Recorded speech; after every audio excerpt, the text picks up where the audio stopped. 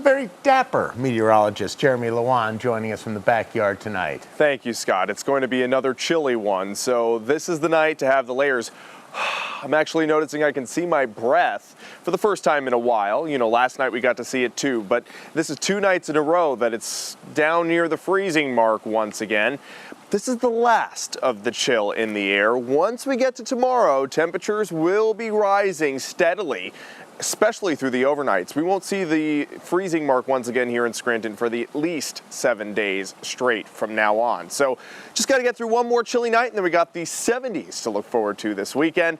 And something else we got to look forward to is beautiful views of this comet, C2023-A3, also known as Tsuchinshan-ATLAS. This was captured by Greg, who works here at WNEP as a photojournalist, and he captured it on long exposure in our backyard. He's from Dunmore, but he captured it right here from the backyard. And another person who lives here at WNEP, Rick, captured it from Glen Lyon. So thank you for sending this in. They captured it with long exposure. They said they couldn't see with their eyes, but one of our control room producers said that their family members out in central Pennsylvania could see it with the unaided eye. So it is possible, even with the full moon that is beautifully bright, to still see the comet, and it will be visible up until the 24th of this month.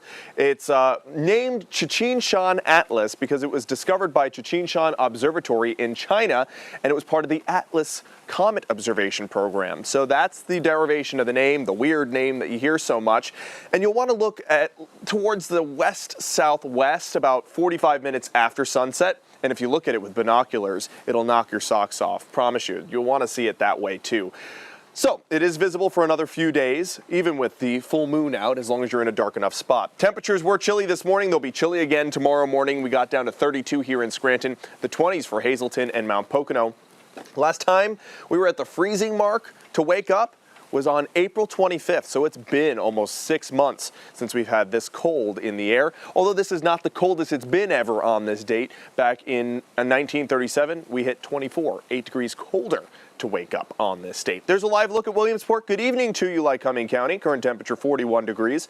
We're down from the 60 we hit as a high today. Winds are now calm across a lot of the region. We're getting great photos from all of our viewers of this full moon, the Hunter moon.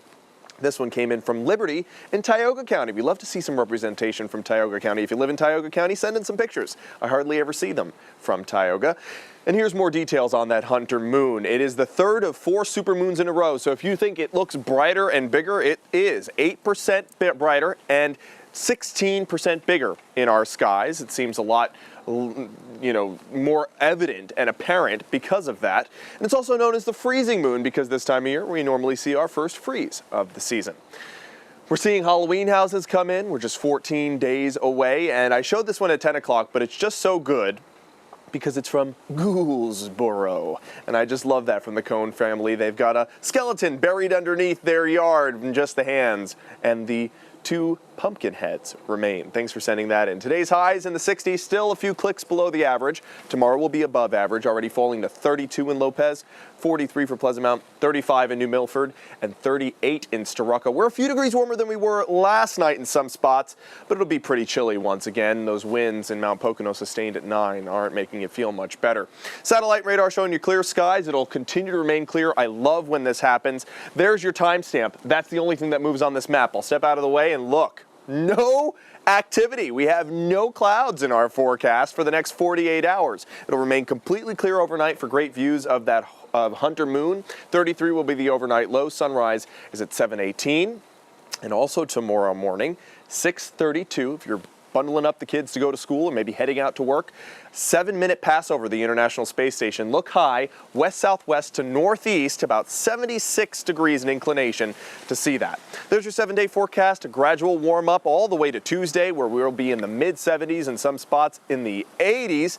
We keep things in the 70s for Wednesday, too. A cold front passes through late Wednesday night, brings us some sprinkles overnight into Thursday morning and drops temps down to average. But we have a wonderful weekend coming up, Scott, for fall activities. I know a lot of people want to get out and enjoy pumpkin picking and apple picking. Well, this is definitely the weekend to do it.